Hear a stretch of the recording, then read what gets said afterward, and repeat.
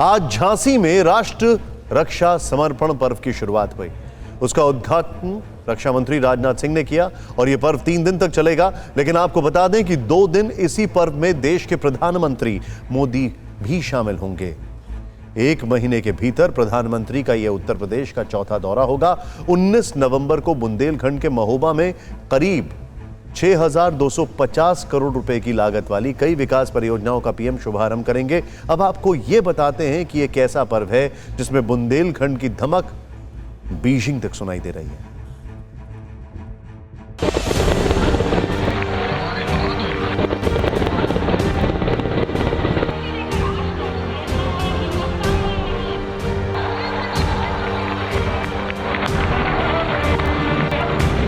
बुंदेलखंड की धरती पर यह राष्ट्र रक्षा का समर्पण पर्व है। महारानी लक्ष्मीबाई की भूमि पर झांसी का जलसा है। इस 3 दिवसीय राष्ट्रीय रक्षा समर्पण पर्व और सेना की शस्त्र प्रदर्शनी का उद्घाटन रक्षा मंत्री राजनाथ सिंह ने किया।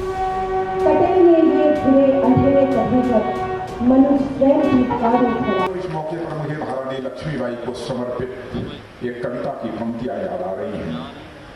घूमी हुई आजादी की कीमत सबने पहचानी थी, दूर फिरंगी को करने की सबने मन में ठानी थी।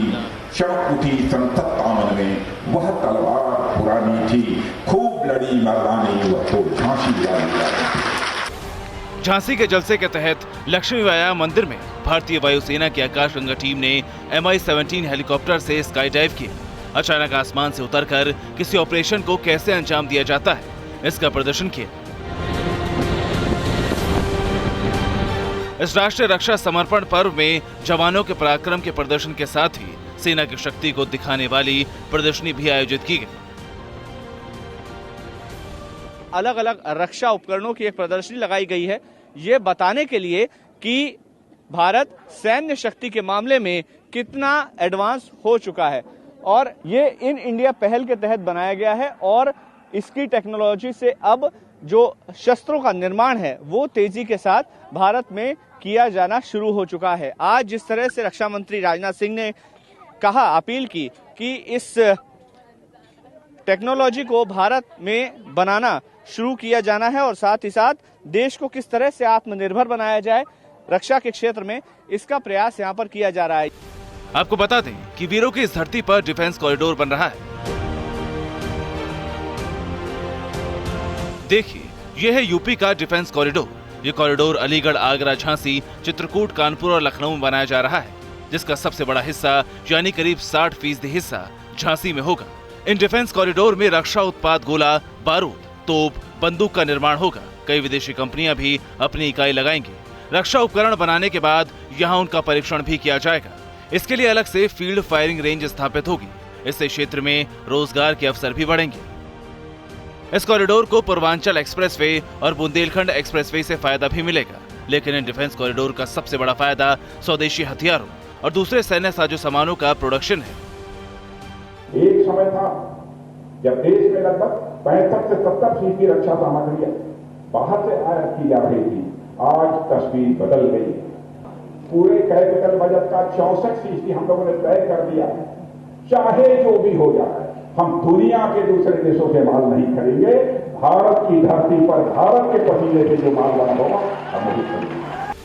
19 नवंबर को पीएम मोदी झांसी आएंगे। देश की सेनाओं को स्वदेश निर्मित हथियारों और दूसरी चीजों का तोहफा देंगे।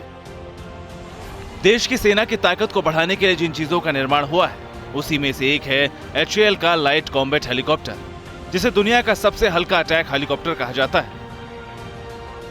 पीएम मोदी 19 नवंबर को इसे आधिकारिक रूप से भारतीय वायुसेना को सौंपेंगे। इसके अलावा पीएम देश के नए स्टार्टअप की ओर से बनाए गए ड्रोन भी सेना को देंगे। इलेक्ट्रॉनिक वॉरफेयर सूट भी नेवी के जवानों को सौंपे जाएंगे। PM Modi NCC alumni association की शुरुआत करेंगे।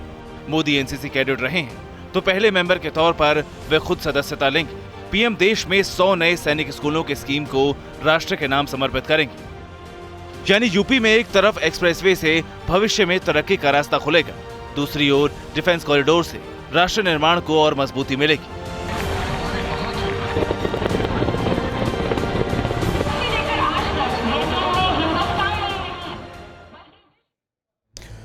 तो देखा आपने, भारत अपनी तैयारियों को धार देने में जुटा है। भारत रक्षा के क्षेत्र में खुद को तेजी से मजबूत कर रहा है ताकि चीन के साथ साथ उसके चेले पाकिस्तान के दुस्साहस को रोका जा सके।